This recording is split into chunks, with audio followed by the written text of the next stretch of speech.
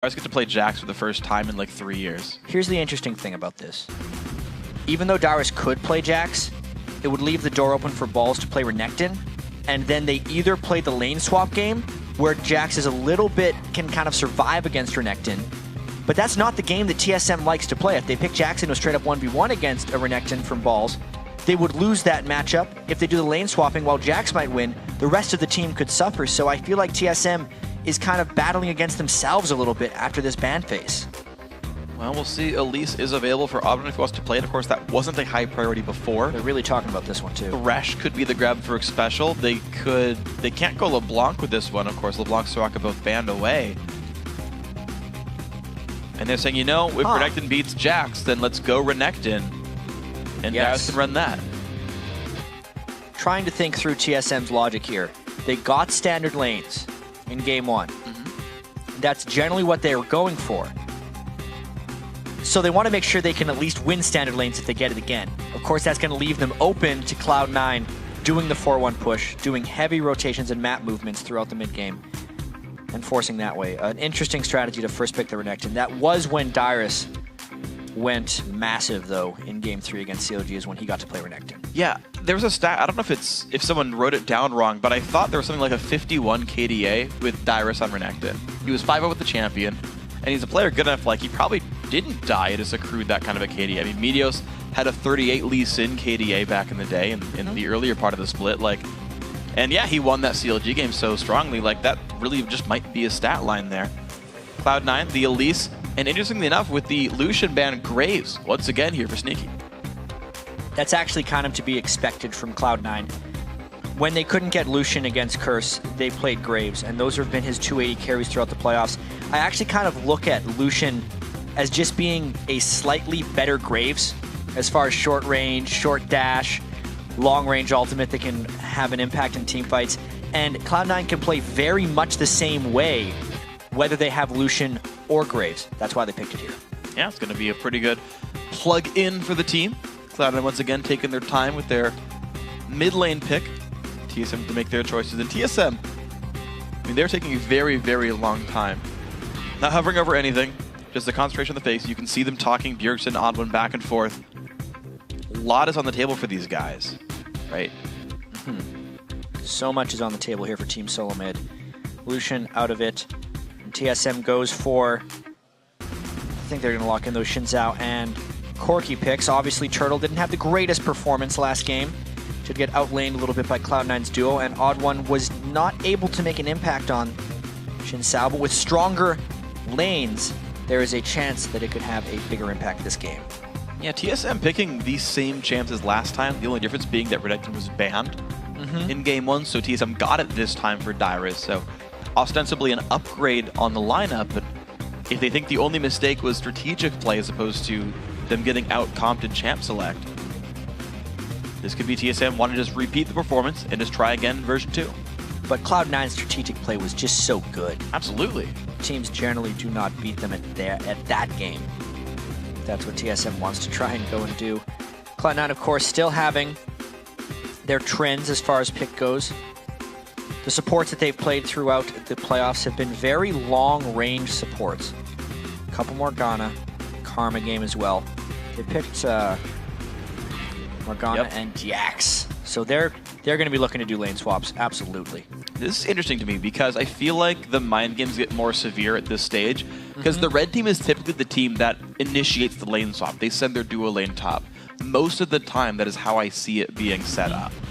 So if TSM really wants to do 2v2s, they either mirror that and Cloud9 knows that and mind games it, or someone gets really deep wards down to find the matchups they're looking for. That's going to be so interesting as we go into this one. As far as TSM's meta is concerned, what are they planning here? Why would they hover Rumble?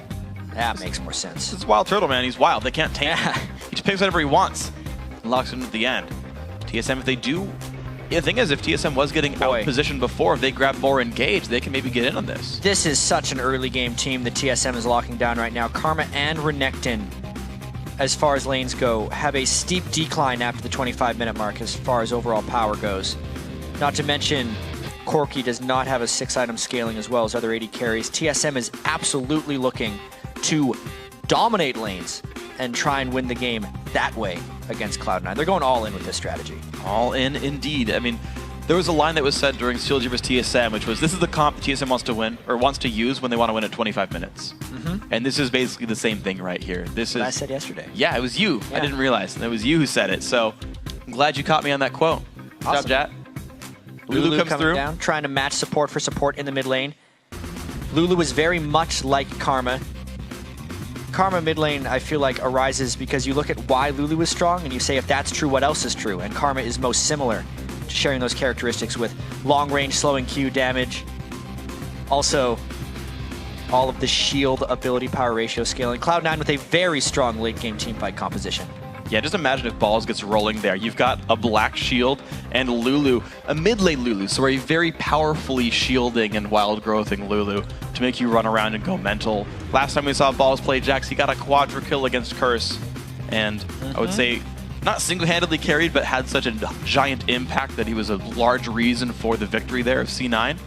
So TSM have to know that. I mean, they had to have watched that game and say, okay, keep this in mind. Balls quadra equals we probably lose.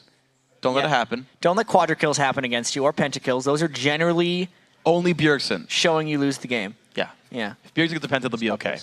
Okay. Well, the game is about to get underway, so tweet your predictions to @LOL Esports and use the hashtag TSMWin or C9Win. We want to hear from you guys. And let us know who you think is really going to take this one. Cloud9 definitely with a commanding game one, but it's a fresh game, fresh slate. See if TSM can pull it back. And it's going to be rather critical. I mean, the head-to-head score between these two teams has now moved to 11-1. That is the most devastating playoff victory Cloud9 has ever had against TSM, 18 kills to 1. Yeah. TSM does not lose that badly very frequently, and then the time they have to adapt isn't very long either. They were able to come back in Game 2 against COG. Almost everyone had actually written them off after seeing that Game 1. So do not count this team out. They've been around for a while. They absolutely have. This is a team that tends to always do rather well in playoffs no matter what. Even if TSM's the underdog, they show up. I remember you were talking about last playoff performances. TSM came into the summer playoffs last year with an 0-4 record against CLG and 2-0'd them back in the old quarterfinals. The crowd, obviously very much in TSM's favor, thinking they can pull back Game 2. There's a few Cloud9 supporters trying to come in as well. Yes, there are. This is going to be fun. This is kind of the new top rivalry of North America. Yeah, honestly. TSM CLG won't go away, but TSM C9 is the finals so much. Throughout the spring split here in 2014, everyone was waiting for this best-of-5 matchup between TSM for Cloud9 because the whole split, they were head and shoulders above everyone else as far as overall record goes, and they traded the #1 seed a couple of times as far as the standings are concerned. And we're going to get the final standings in just a couple more games. Couple to a few, depending. Couple to a few. If it's a couple, that Then means Cloud9 wins. Absolutely. If it's a few, TSM still has a chance. Got to see what it is. TSM still holding the fan vote online. 127 in the game. Battle line so far drawn. Line of scrimmage, but it's a match. So a line of matchage for these guys. Cloud9, sneaky. That is a quadra Helping the kill. team go through. Let's go, get the penta. That's not supposed to All right. happen. Well, pentakill happened at some point. Obviously, here we have Cloud9 invading pretty heavily. And here we go. So the invade down towards the bottom of the map. C9 do want to be against the weaker turret, even if there is a lane swap. TSM waiting around the wings, though. They're going for a flank. C9 going to get revealed. They're going to have to back off. Binding them through. Oddman is there, though. This could be the fight. Cloud9 is afraid Jumps of. in, Balls goes for the stun. Doesn't find anything. His special could re-engage with this one. TSM pushed them back. Cloud9 did say there might be one really one-sided game because of a level 1 invade in this series, just because of the way that they play. They come out of this one mostly unscathed, but it still puts them behind early on in the jungle because they had to retreat after that invade. So no leash at all for Meteos. His dual lane is Elise, down though. there. Elise is probably the one jungler that can easily sustain through without a leash. So let's see if the Oblin can capitalize with the fact that he's going to have the earlier jungle start. Meteos just now finished the first camp. Look at this, the odd one. Smart. Going Very smart. across the map to steal the red buff. And they do not have duo lane protection here because they're in conventional lanes once again. The lanes are playing out in TSM's favor drastically. They get the Renekton versus the Jax in a 1v1 matchup. Jax should not be able to handle this. Renekton should dominate balls right up top. And look at that by Dyrus. He pushes the wave in and gets on the bottom side. If someone does show, he will get there before balls and tip the matchup. Meteos is not going to stop this, puts the Spiderling down, and actually misses the little minis there. So he's going to be well far behind unless he spots his camp again. He should actually know that the camp's not cleared. Yeah, he will spot that camp. He knows he's been counter-juggled by the Odd One. Nice double move there by the Odd One, getting Meteos down a little bit. That is very critical, especially for the top lane matchup. When you pick such heavy lane bullies, it is absolutely critical that your jungler put the other jungler down as well, because that just means your lanes get to capitalize on their inherent advantages even more so. Speaking of advantages, pushing up with Sneaky down well below half. Wild Turtle finding the pressure to go through. Nice pickups in this one. Especially on Wild Turtle now getting a quick early lead here. See if the minions can be equalized. And even though it doesn't reflect in the early gold total, TSM has had many things go drastically in their favor thus far. Setting Meteos behind, getting that early damage onto Sneaky, since every time he levels up, he will heal for less if he's sitting at lower health.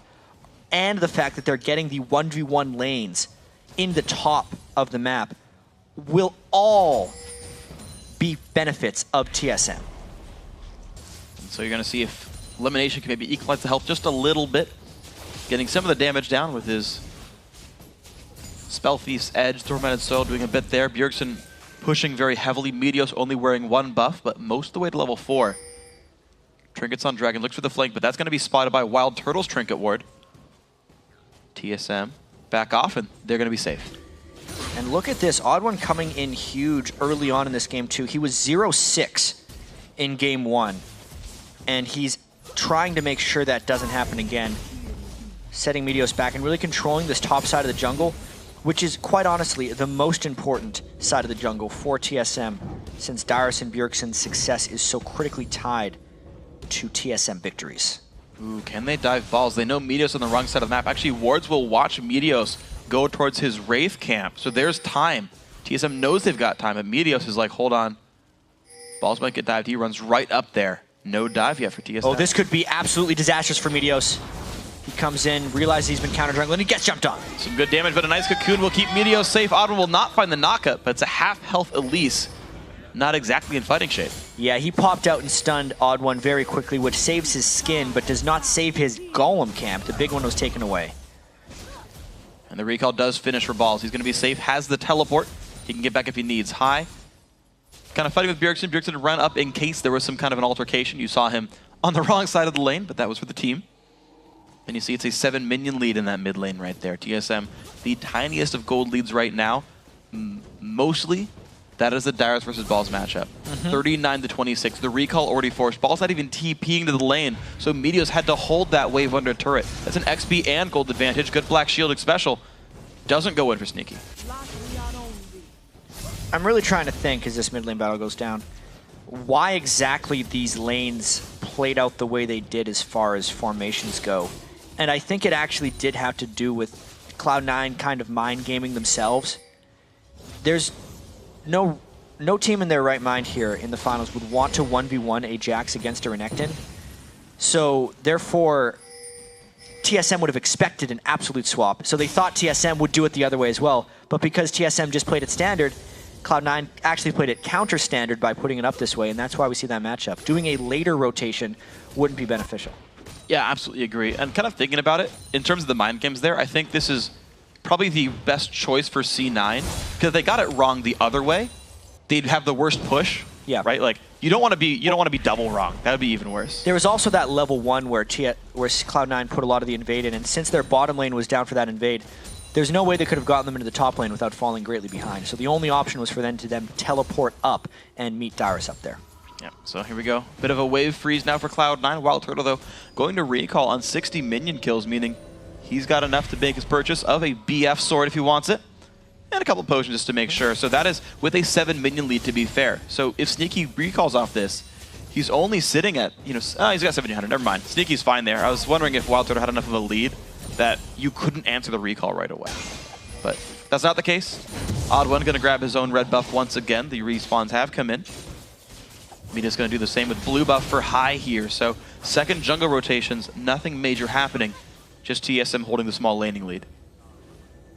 This game is fairly similar to game 1 of the series as far as the start goes, except all the mini advantages were going to Cloud9 in game 1. This time all the mini advantages are actually going to TSM.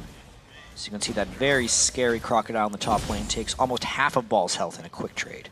So level 7 versus level 6.5 right there. Dyrus once again going for Tiamat. Be a very important roam, actually. To see how aggressive Dyrus gets to the turret, trying to shut down Balls here. Does take one turret shot, and his Slice and Dice is down now. And the stun's going to land. Help Pick's going to go through as well. Ball's got to be a little bit careful. Gets the ulti. That should be very safe. Nowhere for Dyrus to go, and Balls secures first blood. And notice how High stopped attacking at the end, because even though a kill onto Lulu is nice, it is way more critical that Balls has the gold to fight Dyrus. That only evens it out there as the invade continues from TSM. They want to steal the red buff, but it's not going to happen there. It's going to be secured there. Meteos and High helping. The mid laner well away from his lane, letting Bjergsen push that lane even farther in. But it's par for the course, right? Cloud9's mid laner, 55 minions only at 9 minutes. But it got his team first blood, and he got his team a red buff. High plays for his team, not for himself. You're seeing the evidence right here. It was a very timely roam up to catch Dyrus. It did even out the gold in the top lane. Especially with that Tiamat coming in from Dyrus, it is critical that Balls gets to his Blade of the Ruin King as quickly as possible. And it's interesting how differently timed these blue buffs are as well, looking at the factors in the map. Ooh, nice little pick. The ulti goes through. Lemonation wants this kill. The tether's still there on a Wild Turtle, but he takes a lot of damage on the backside. Ulti comes if. Summoner heal, yep. Bit more than needed, I think, but especially going to take some harass again. Lemonation also forced away. One summoner down for TSM. Yeah, this is going to be turning into a brawl. High again trying to roam. He's got to be careful not to over-roam and lose control of his mid lane turret. A lot of pings going down here, whether to try and stop this push or just take the dragon, because Dyrus is waiting in the wings. This could be all kinds of interesting. Maybe a bit of a 3 versus 2. TSM making their way down. Put a ward to make sure it's all safe. Meteos goes back in. He'll save the wave. TSM needs to make a play right now. Dyrus has abandoned his post in the top lane, so they either have to get a push on the mid lane or a straight down to the dragon. High trying to harass them as much as possible. They are really just delaying. A fight here would be suicidal by Cloud9. Well, Dyrus has teleport. Balls does not. He's going to push this top lane up and get some experience back, but TSM says, you know what, screw the turret. We want the money from Dragon. Special leading the charge in this one. This will go over, and the turret won't even die. Bjergsen's actually getting a bit of a catch there onto High. Some damage comes through. Meteos. Cocoon's gonna land a Wild Turtle. Dyrus Special is gone right now to 44. Oh my gosh, Special about to fall. The chase down. Sneaky gets it. Wild Turtle in bad shape. Repel comes through for Meteos. He finds a second. Odd1's ulti not quite coming through in time. Elimination taking big poke. But Bjergsen getting binded means more damage comes through. Odd1 low on health. Cloud9 get 2 kills for Dragon. This is just such an awesome series to watch because you see TSM making really smart plays, but then Cloud9 still finding a way of taking advantage. At that moment, TSM had a roam down bottom from Dyrus, as they do a little brawl in the top lane. A roam bottom from Dyrus, but then because he had went back to the top, Cloud9 then found the engage. It was smart of Dyrus to go up because they got the Dragon, he needed to get back to his post, but then TSM didn't expect that immediate aggression from Cloud9. That's why they're able to go in and get those kills, chasing everybody down. And Balls gets away from the fight, no worries. Got Dyrus super low. He traded almost everything right there, and this is a Bjergsen roam coming back. Summoner Teleport going to be used. Ignite is on the stun. Dyrus picks up the kill. Balls a little too greedy on that one, getting the recall first. First big play there by TSM where Balls could not take advantage of what TSM had done. Because of everything that happened during that replay, Balls committed very heavily to try and end the lane against Dyrus by getting a kill. Dyrus survived, and that had overcommitted Balls into a roam kill for Bjergsen. Well played. Now both these mid laners have shown up top to turn that matchup the way they wanted it to. Dyrus now up. It's going to be actually pushing the bottom lane first. Black Shield using special. Doesn't find much thanks to Dark Binding. But yeah, so both mid laners have tried to make that top lane work for them. And Dyrus, now that this team is up a Dragon and he's up 20 CS in lane, he's got to be ahead here. These mid laners are roaming so incredibly much right here. High can't get over aggressive because they do have to worry about what comes from behind them there. Meteos trying to hold mid lane. He's not the best person for this job. Yeah, rank 1 W, not the ideal situation, but He'll do what he can. Bjergsen and Oddone are there to put out some damage. High will be joining the party a little bit late on this when you're seeing the shield going towards the Oddone. They're putting out some decent damage, but the retreat pings come out. They know about this. High pushed away. Very good zone control by Bjergsen in the mid lane. That CS advantage is ever growing. Every solo lane right here for TSM does have a lead. It's just the team play of Cloud9 that has kept this game close. This top lane is becoming much more interesting here. Ball's trying to get some aggression on. Ulti popped in on both sides, but Darius getting pushed completely away. He's got to sustain back up. It's Cutlass versus Tiamat and Giant Spell. I feel like Darius is very tanky, but if Balls gets one set of good trades, it's not a good thing. Yeah, the Karma Roam is coming at him once again, though, so Balls has to be careful about this. The ward control is actually dropped in the river. Right there, that's why he wards over the wall to see the Karma approach. Bjergsen is doing his best to harass him down. There's a lot of Karma damage here. Balls does not land the stun, actually. One more rotation of late. spells. This is going to be close. Balls 300 health. The Q. He's running back and forth. There's a W coming through the Q. Lands Bjergsen! Gets the solo kill. That is the lane control from Bjergsen here. So much of Darius' top lane has been ruined against Cloud9 when High and Meteos roam up to kill him. He's finally experiencing the other side of the game. With Balls dying twice to Bjergsen. And that puts TSM now 700, 800 gold in the lead. The first major lead we've seen so far for TSM in this final match, but they're poised to look good in game 2. High is going to push his opponent away for a short time. Mid lane turret did not fall because of that roam. Oddone held the wave and held it successfully. Cloud9 pretty much holding equal to negative across all their matchups. TSM doing a great job in the laning phase. The turret and Dragon, of course, helping quite a bit as well. Down 1 kill. Dragon's in 2 minutes. We'll see where the next move is. And while these teams are going hit for hit against each other, it is important to note that Odd1's Wriggle's Lantern is actually fairly slowly transforming. He's only at 13 stacks right now. Very low CS as well. A lot of his emphasis was put on early game counter jungling to make sure his lanes could have the solo experience that they required. It has worked out for TSM, but not necessarily for the Odd1. Ooh, nice move by High. Gets himself behind the minion wave to block the next Q from Bjergsen. Pops the Whimsy. He's getting a little bit careful, but Bjergsen now out of cooldowns. High finds a trade back in. He gives himself a positive trade on that one. High, of course, still has that wild growth. If he gets all in, there is an Ignite on Bjergsen's side for a little bit of extra aggression. That mid lane matchup is absolutely going to Bjergsen this time. His roam top lane could not be understated with how important it has been to keep Darius going.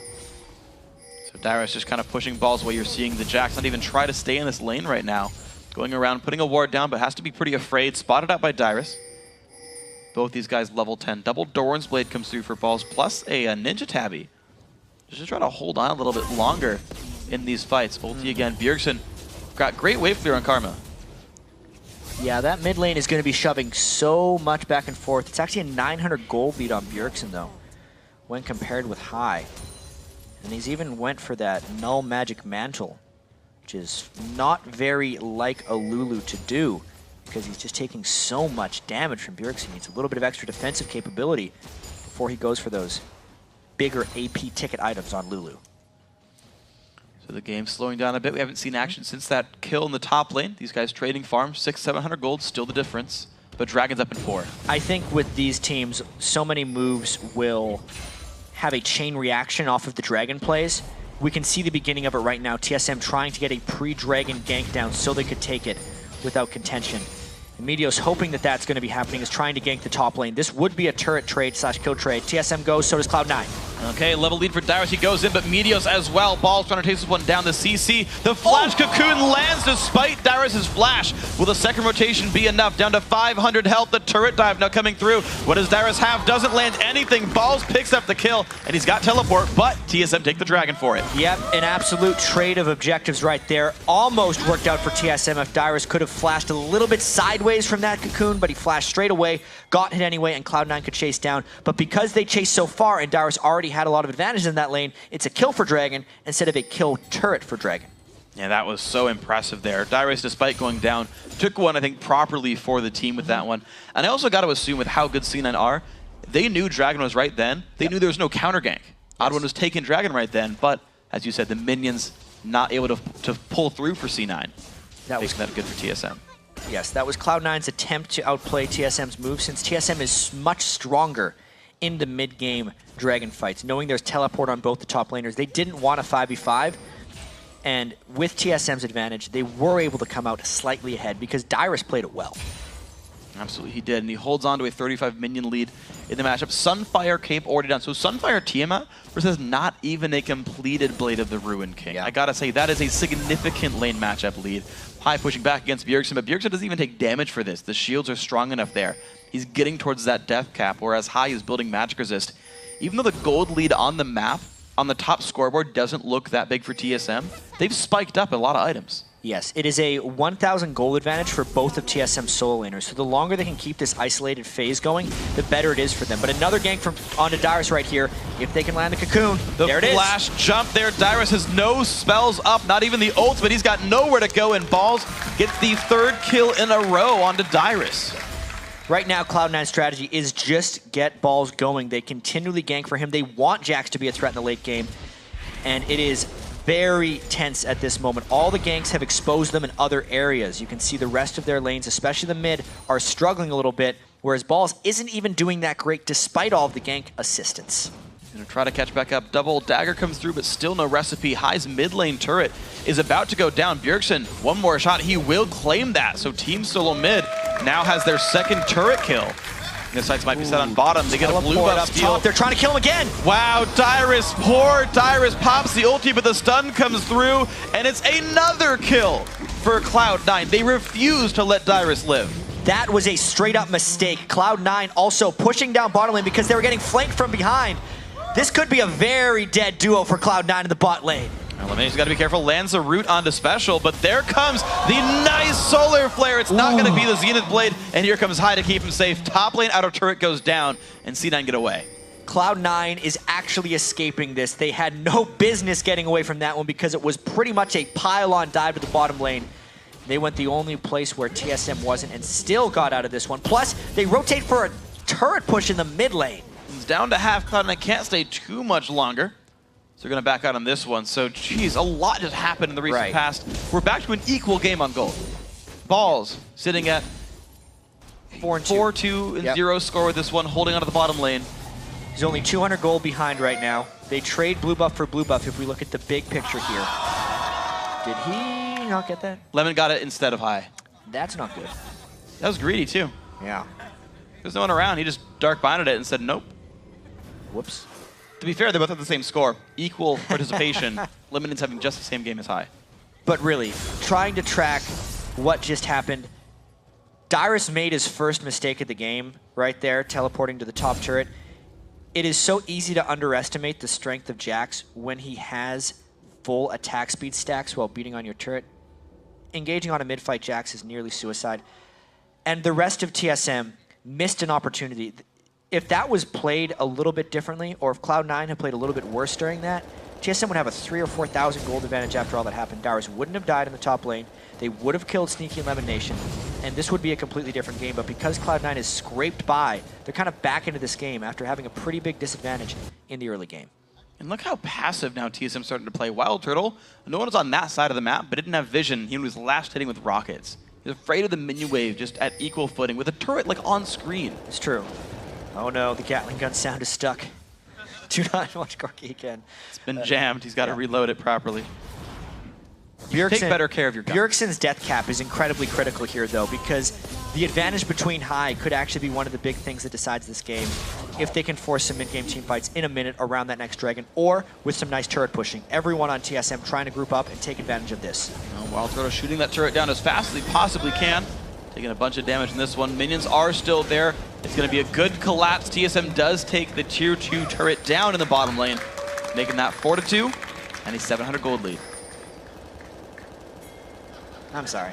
The rest of TSM is actually trying to rotate down to the mid lane right here as the turret is being pushed by High and Meteos. Oh dear, that is some big moves right here. Everyone on TSM trying to come in. High trying to escape this one. All right, the repel does get him away there. The cocoon's going to land on the odd one. It's going to be C9 still trying to run away. Thankfully, there's no outer turret blocking Meteos' path. He is still in the escape. Good whimsy by High. Has to flash the Glitterlance finds onto many. And that will be C9 getting away. Game sounds have been taken down a little bit just because of the Gatling gun, as we fix that on the spectator end. But this is now a bottom lane push by Sneaky right here. They're starting to even out the turrets from TSM. If TSM loses control here, there is some big penalties for that overall in their chance for this win. And Dragons in 7 seconds. I want to know what, because the thing is, like, I feel like teams aren't even going to be team fighting for Dragon necessarily. I mean, maybe they do in this case, but every time Dragon's up, something else happens too. Well, with the Dragon up right now, it is very critical that TSM come to get this, but it's been an early start by Sneaky. He's getting a little bit low. This is a very critical fight. TSM is trying to make it in rage and will want to fight. Both top laners have their teleports there, but then Flash the other it side in, of the he map, stole it! flash engage. Wow, yes, the odd one. He trades his life, but down goes Lemonation. Knock up from high. It's a 2 versus 3 in this battle to a certain extent. The fight's coming through. So 1 for 1. Sorry, I got that one wrong. Here we go, the battle's still coming across. Welter to the back line, gets the heal, staying alive. Bjergsen, though, gets locked down, and he's gonna fall. Sneaky cutting back away from Xpecial high, trying to help his team out, but Xpecial, the dash over the wall. Sneaky survives this one. Now Xpecial is on the run. The outplays in these fights, they're playing at such a high level right now, and TSM is just barely losing out these ones. Ball's actually teleported to the bot lane to try and continue this push after dueling Dyrus, and they clean up on the backside. Nicely done for that one. It's going to be another kill, making that a 3 for 1 overall, despite the great Dragon steal from the Odd One. That's the thing that keeps TSM in this game as well, is those Dragon steals from the Odd One. After losing the fight, it would have been devastating if they lost even more. So they sit on a 600 gold deficit right now. TSM had a lot of good looks in the early game here. Some good plays. Dyrus was winning his matchup, but now that Renekton is 1-4-0, not the kind of score you'd want from someone you expect to win the lane. Yeah. But that was all of C9's attention. Everywhere else, it went great for TSM. High roamed up there. Almost all of Meteos' ganks were there. They spent multiple turret dives on it. They really care about the late game of Jax and making sure balls can do that. They picked Jax into the Renekton matchup, so that's kind of how they had to play this one. And it's just been a matter of how much can TSM take while Cloud9 puts so much attention towards that top lane.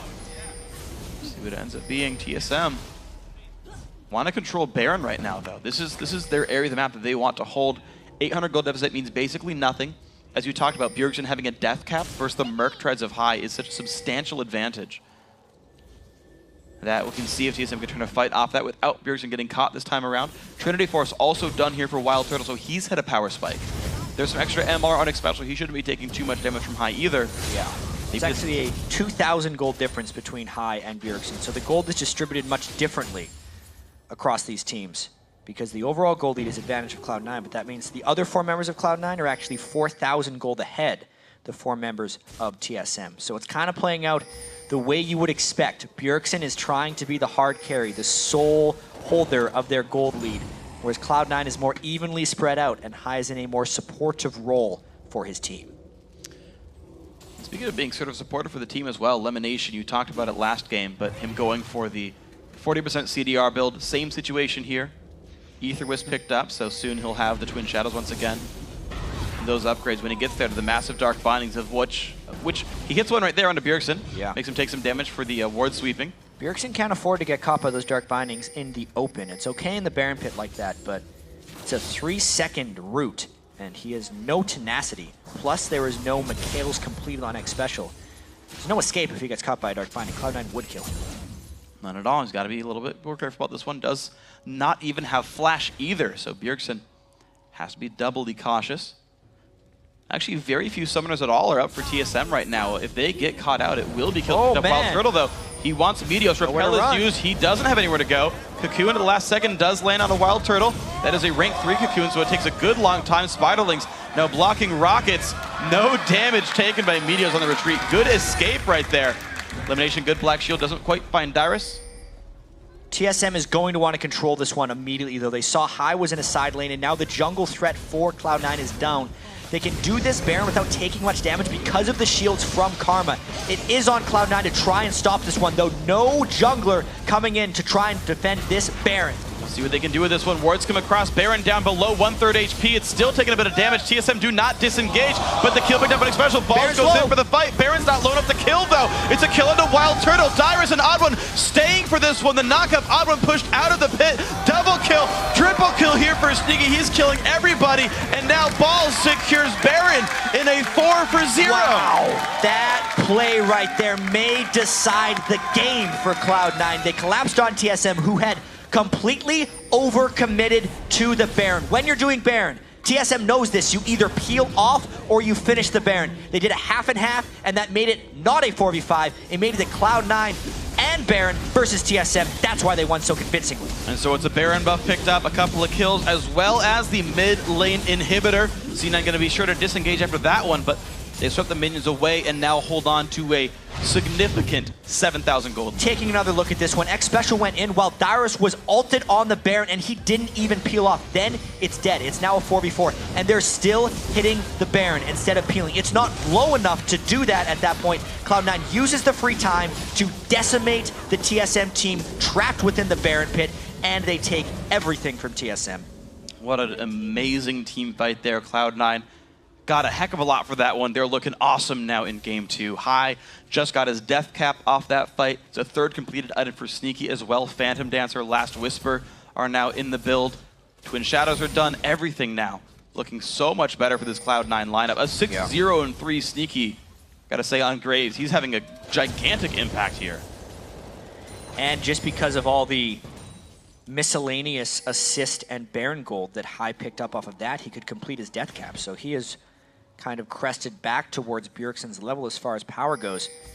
Karma and Lulu, arguably Lulu actually has better late game scaling, and since we're now 30 minutes into the game, it's actually swinging back towards High. Balls though, I wonder if he can take on 2 of them.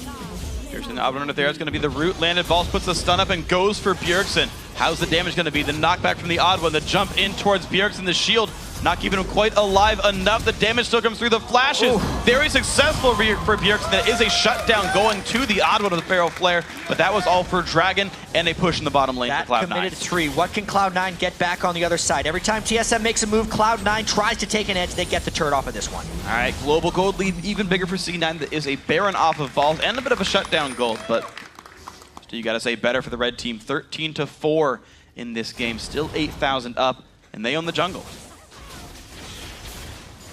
What an interesting turn of events in this game. Cloud9 was really pressed for so much of the early game. And we said in Champion Select that TSM was really all in at winning this game in the first 25 minutes. The way Karma scales, the way Renekton does, so much lane advantage, but now he has no match for Jax. You actually saw them having to put 3 people in the top lane just to take down Balls.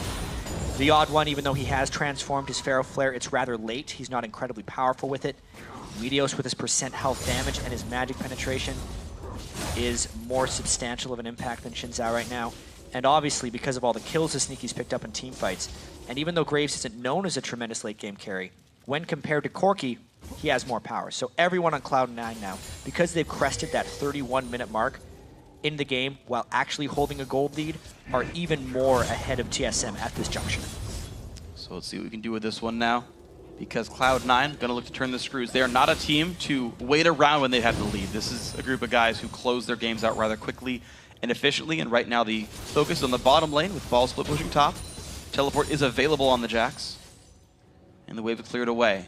3 to 4 members now of C9 waiting for this next wave. TSM waiting to defend. And here comes the siege. Cloud9 has the same synergy here with the 6-second cooldown on the Cocoon and the 6-second cooldown on the Dark Binding. They're just going to take pot shots at TSM until they find something.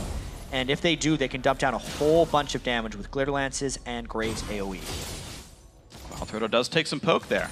So they found one piece of the puzzle. There's a Bloodthirster for lifesteal, though, for the Corki. Maybe he'll survive that one. There's the push in from Dyrus. Balls actually pops his ulti to not take damage while hitting that turret. Yeah, that's not the most beneficial move for him right now. Renekton, really the whole game, has a great chance of 1v1ing him, but Cloud9 getting pretty bold with these mid lane pushes. Bottom turret's going to lose a quarter of its health right here. Mid lane inhibitor going to be respawning very soon. Cloud9 do move their way around.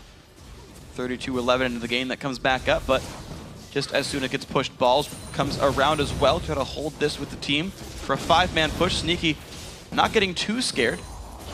But there here comes the Renekton ultimate, but no clean engage. TSM wants to force something. Cloud9 staying fairly grouped up. Spooky Ghost come out to slow. Yeah, it's going to be the slow. Dyrus still in the front lines, but it gets rooted down. His ulti basically doing nothing on this one. Sneaky putting in damage from the back lines. Only 300 damage crits, but there's the stun.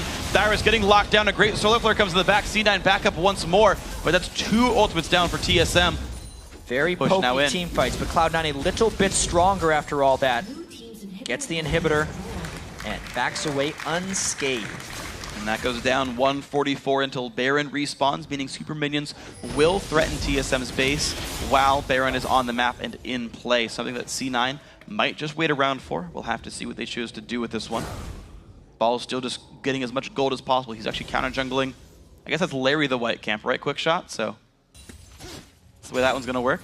And still just gold being accrued. C9 waiting for their next opening. Cloud9 has been able to wait a very long time this game in order to make this happen. All of the ganks that Meteos prioritized towards balls are really paying off for them at this juncture in the game. So much of it really does have to go down to that split decision from TSM where they were not on the same page around the Baron pit. That is really a huge detriment to their overall strategy here because that was their moment. That was when they were strongest. I feel like past this point, they're really just hoping that Cloud9 makes a mistake. And Cloud9 is not the type of team to make errors this big. It's very unlikely for these guys. They very, very seldom lose a game when they've got a gold lead. The Siege bottom didn't do much. All they did was really recapitalize on the mid inhibitor going down and kept that one as pressure. The minion waves all passed the river for these guys, though Dyrus wants something to say about that one. And we'll see Baron 24 seconds away. Dragon 113, well, 108 now. And this seems to be the objective control game. C9 taking it nice and slow. They know TSM very good at defending. Yeah, a lot of this just has to do with TSM being able to keep control of those super minions. They cannot let them reach their base. Luckily for them, it is the mid lane, which is a reachable lane as far as TSM's clearing is concerned. It's actually time that Cloud9 could find a fight if they get the right initiation. Kind of trying to cut TSM short there. Not quite found. Twin Shadows halfway back in the cooldown. The Ghosts did return, at least partially, to elimination. And there we go. Mid lane, not immediately threatening, but Cloud9, ooh, they walked right by a ward. TSM actually, I think, sees the fact that they're right here. Yeah, they're going to know they're doing that Baron bait around the wall. There's no sweepers off cooldown yet for Cloud9. They try and fly in, but he gets smacked in the face by a Karma Q. Ball's still trying to find that initiation. There's still a wave towards the bottom. Balls could TP and immediately force pressure, but that would be a big risk of getting collapsed on and a giant cooldown gone. Then he wouldn't have any TP back either. That's not necessarily the best move, but coming around the side may just be their chance. There we go. Balls like the stun on a Dyrus. Dyrus going to dash backwards from this one. Going to not get locked up by a Dark Bunny, but a great solar flare does fine. Odd with a gigantic opening with a 4-man ulti, but the elimination is going to be too much. Odd one about to fall. That's 1 kill picked up, and here comes the chase. Cloud9 get them out of their hair, and they run right back towards Baron. They kill the jungler in a very shield-filled fight. It was very difficult to take down each other's carry, but this could be another Baron. We've seen this situation before.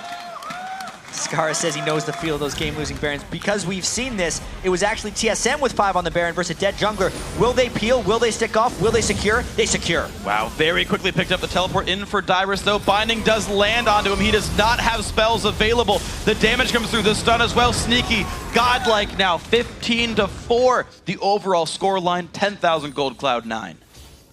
Cloud9 doing the Baron play right. Goodbye, says Sneaky right there to Wild Turtle. They get the Dragon afterwards. This is turning into a gargantuan gold.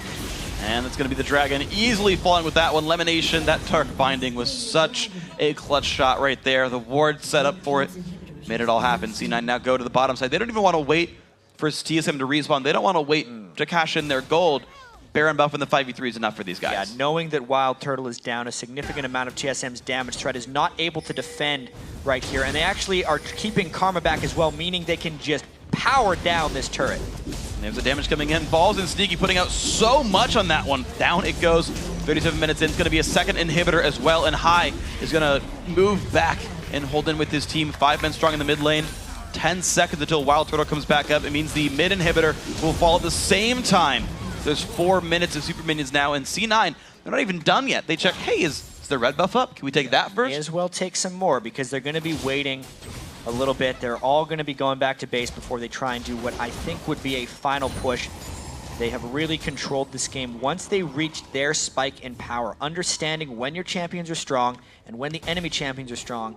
I think Cloud9 is the best team in North America in understanding power spikes, and that's exactly how they've won this game. 13,000 gold. Better champions at this point in, higher levels as well. You've got basically a 2-level lead down the line for most of these champions on the map. So C9 now looking for the death blow. They've taken as much gold as they can. The recalls come through, and the final item purchases will be added. High adds a Morella Namicon as his 4th offensive item. Banshee's Veil comes out for Sneaky as well. That will protect him greatly if one of Bjergsen's Karma Qs finds its way through the tank line of Cloud9. Guardian Angel for Balls, going to keep him safe, and a Zhonya's for Elimination. Yeah, that means he can finally become an aggressive Morgana. He's went for the Alacrity boots 2 games in a row on Morg as well. And I really love that pickup on him. Yeah. The increased movement speed on Alacrity in the 4.5 patch, he's the first one to really take advantage of it. But it's just allowed him to move towards people much faster and mind game them with Dark Bindings. A lot of critical Dark Bindings deciding some fights here.